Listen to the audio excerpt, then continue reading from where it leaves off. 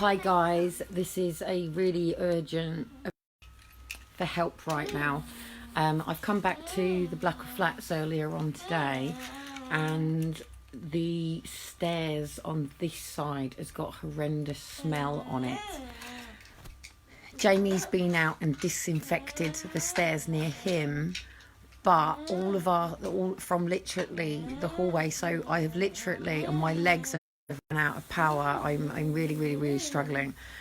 So Jamie is literally now gone to floor 17 and coming down floor 17 to see where this smell is coming from. But we've been to floor 1 and there's a family on floor 1, and we're trying to work out if when all this happened, he's got into his taxi. He's a taxi driver. It's a family there, a couple with children, and I've opened the letterbox and the smell has just hit me. My neighbour's just checked it and Jamie's just checked it. I've actually been up on the roof to have a look through their windows, and the problem that I've got is the baby's bedroom window is closed and the curtains are open and there's nothing in there. The living room is curtains are open and there's nobody in there, but their kitchen window and their main living room window is ajar and open. Now, if they had gone away, then they wouldn't have left them two windows open. Now, the problem that I've got is I can't see into their bedroom window. Now, he comes out and he has a fag out of his window every day. We haven't seen them for weeks. Okay. We're a little bit worried right now that the family have all gone into their bedroom together and are not alive in that room. So we're just trying to locate. In a minute, Jamie's going to come back in and I'm going to go back out and try and locate his taxi. If his taxi is here, then we're going to be ringing the police and having to get the police to come in and find out if this smell is what we think it is. Now, Jamie's disinfected it because we are used to people using crack, smack, heroin and all that stuff, and people from the streets staying in the hallways. So we are used to waking up to bad smells, people urinating, things like that. But this is not going away. It has been disinfected. I've thrown up twice now because of the level of the smell. It doesn't smell in anybody else's hallways, as in our main hallway. It is just particularly seems to be coming from this one flat. So if anybody does actually know, it's potent. It really is potent. Now, the last time I ever smelt a dead body was when I was working at the military hospital in Aldershot, and I was a cleaner, teas maid and everything, and I walked into a mummified body. We're just watching statistics, we're not just seeing effects. What do you think, Jamie?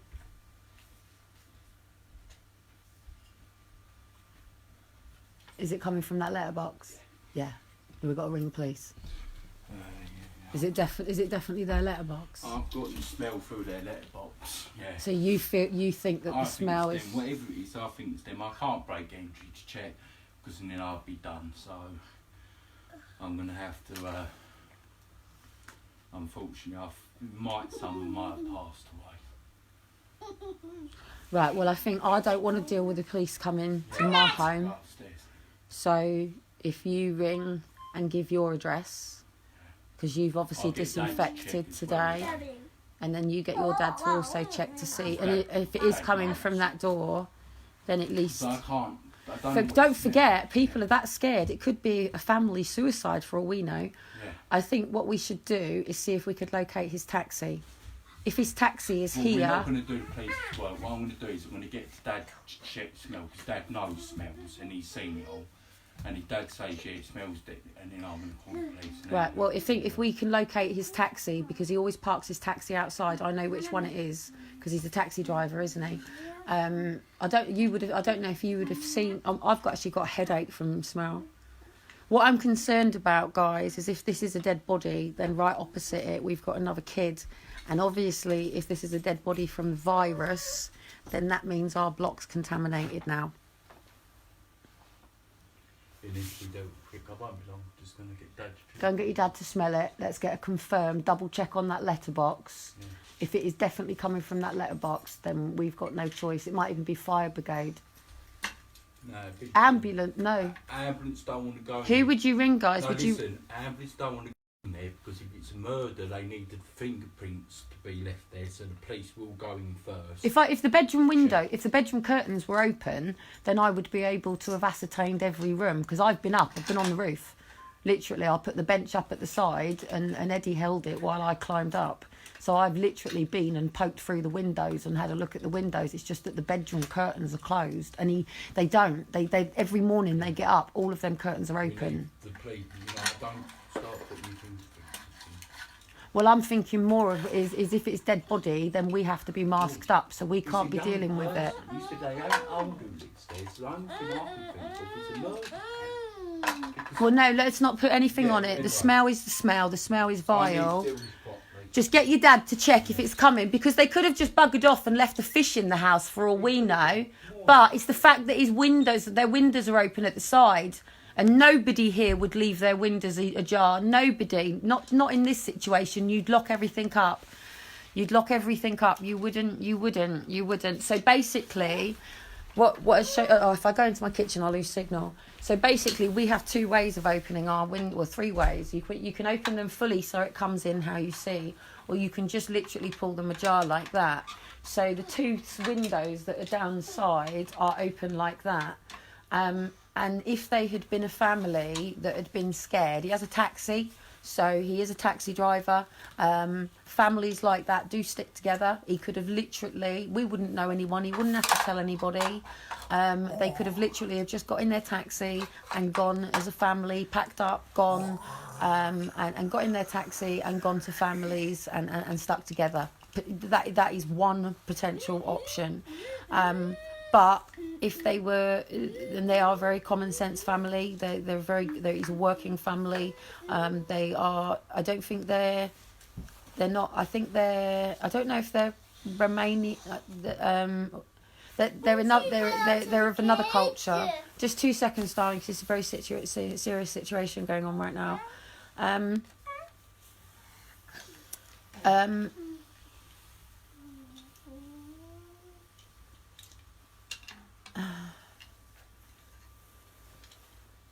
It's only because that bedroom window, I can't see in that bedroom window. I wish I could see in that bedroom window. If I could see in that bedroom window, and if I can just locate his taxi, so we'll just confirm, because they could have gone, they could have left, and they could have left bins in the house and just gone really quickly. Do you know what I mean? So,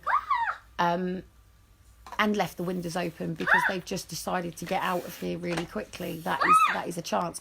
Our other neighbours have said they haven't actually seen them for 2 weeks, and even I've said usually when I go out the front, he's always up at the window having a fag from the window, and he's not. So yeah, I think all we can do now is call the police.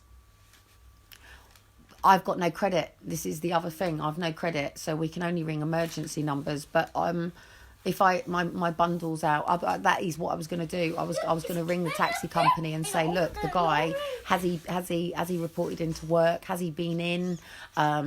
Is there a chance that maybe he's here working as a taxi driver and his family's left? Or I'm wondering, are there actually families out there that really do believe that this is the end of times, as in biblical end of times, and people have made family pacts to take their lives rather than deal with this? I don't know. I'm just a little bit concerned that it is the family bedroom. And I know what they're like. They get up in the morning and they open all of their curtains. They do.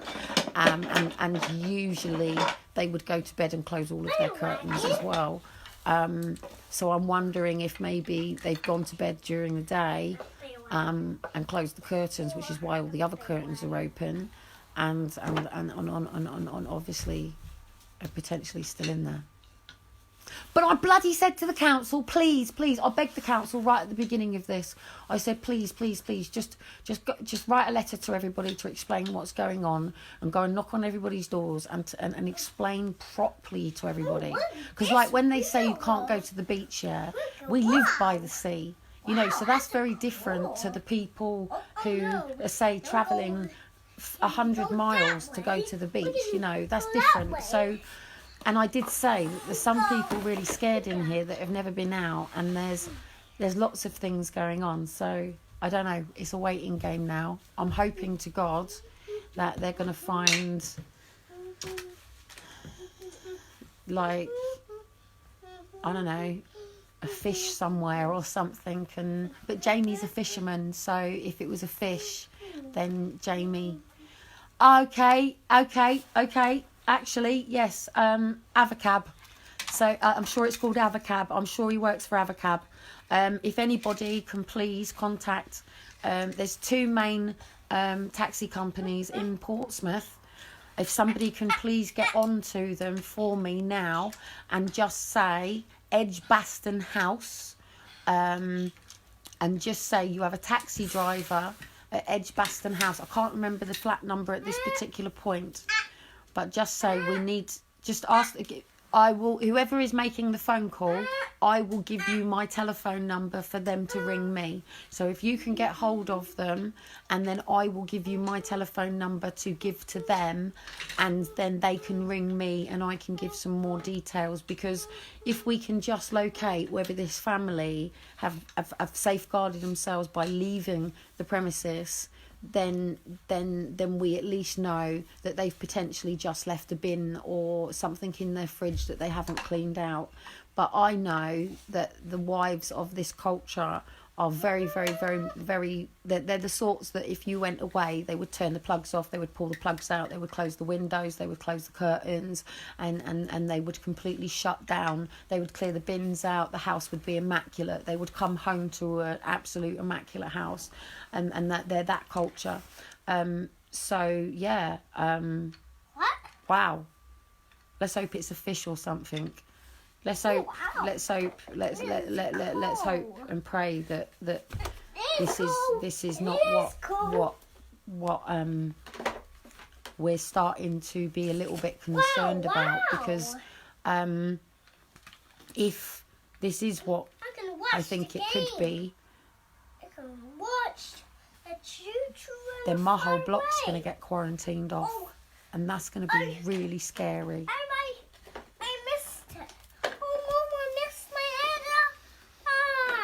Wow. Oh, wow. Cold. Cold. I think at the end of the day, I'm not scared of death. Death doesn't scare me. Death doesn't scare me.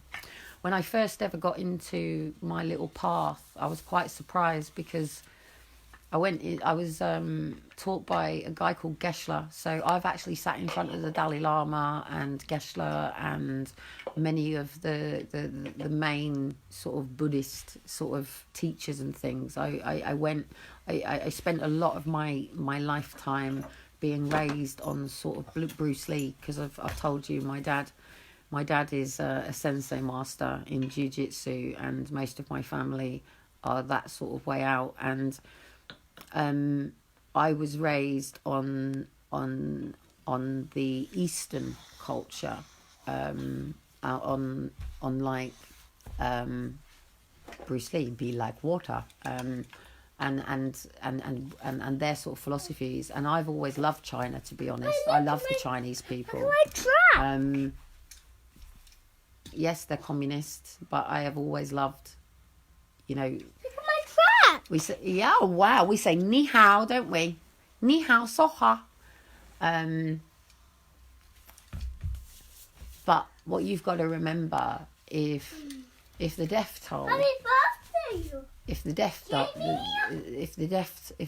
toll of this planet is the way that they're saying, and again, I will say to you, I believe that people are dying because I believe that this is depopulation.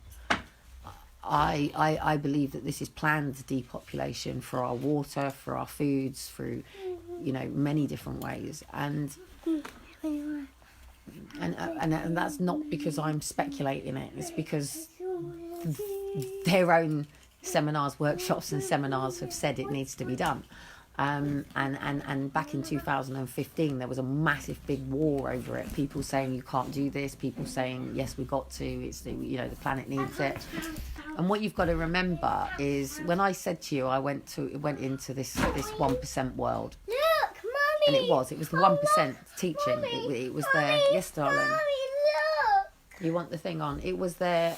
So basically, You did turn it off. Wallace D. You Wallace. did turn it off. You want it on or off? On. I dare do whatever I like, mate. I dare. Are you daring me? No. Are we going to go there? Are we going to... Come on. Can't. I'll turn your lights out, mate.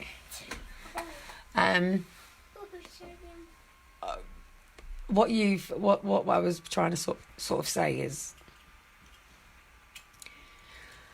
I'm not scared of death, and I don't think people... Yes, it is. I'm sure it's Avocab. I'm sure he works for Avocab. There's two main. I'm just waiting for Jamie to come back, but there's two main taxi firms here. So we've got the Uber. I know he doesn't work for the Uber. I know he doesn't do Uber. So there's two. I can't remember what the other one's because I don't use taxis. I've got a car, so I am the taxi for people here. To be honest, I'm the one that runs everybody around here. I'm the free taxi for a $5 if I haven't got any petrol, sort of thing. But yeah, I'm sure it's Avocab. I'm sure, but they will know. I've got to get the door number. But I'm just literally waiting for Jamie's dad to go, yes, it's coming from that letterbox. That's all we're trying to do at the moment, is just locate 100% where the root of the actual smell is coming from. Because this is a 17-storey building and my legs outpowered by time. Seriously, guys, you've got to remember I've got EDS doing this. So it was really, really hard for me. And I got to sort of floor 7, which is woohoo! And I was like, I can't. And I thought, do I go up and down in the lifts? But it's really late here, and the lift going off is a pain in the arse. But the thing is, if this is dead bodies, then we're all going to be very ill by tomorrow morning. So even the time that I'm taking to do this is delaying it. We could have sent the police in immediately. But you've got to remember that we're used to things going off in this block all the time. But this is the difference between somebody going, well, okay, take the woman in New York whose sister was rushed into hospital. So basically she went into A&E and they said that she had high fever, coughing, all the symptoms of coronavirus, by the way. So she went on to a normal ward and she was being treated for pneumonia. And then obviously she took worse. Then they sort of said that maybe it was a little bit worse than that. And then all of a sudden she ended up on a ventilator. And then they said corona and she died, like literally. And, you know, but that's how they deal with it. Obviously, if we were Boris Johnson right now, this place would have been locked down a long time ago. So this is the problem with AI, by the way. AI can't smell. So you can police this place for as much as you like with AI, but you can't smell if there's a fire going off.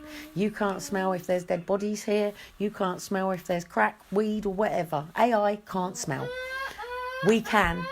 And the smell, it's not on the other side of the block. So we've got 2 stairways here. So literally if I go out of my front door now, and I turn right, I've got the lifts and then I've got the stairs. And if I turn left, I've got the ones that I go out when I come out the fire door. The ones that are on my right come out to the main front door, and their flat is, I've got a major headache, and their flat is proceeded right over the top of the community centre. And literally about 5, 6, 7, 8, 9 times a day, he comes out and he has a fag at the window. That's definitely the right code. That is definitely the right code. I could do with going out and checking the door number of his flat. This is the problem. I don't know my neighbours' names. I mean, how many people know their neighbours' names? How many people even know their neighbours? I know a lot of my neighbours' names.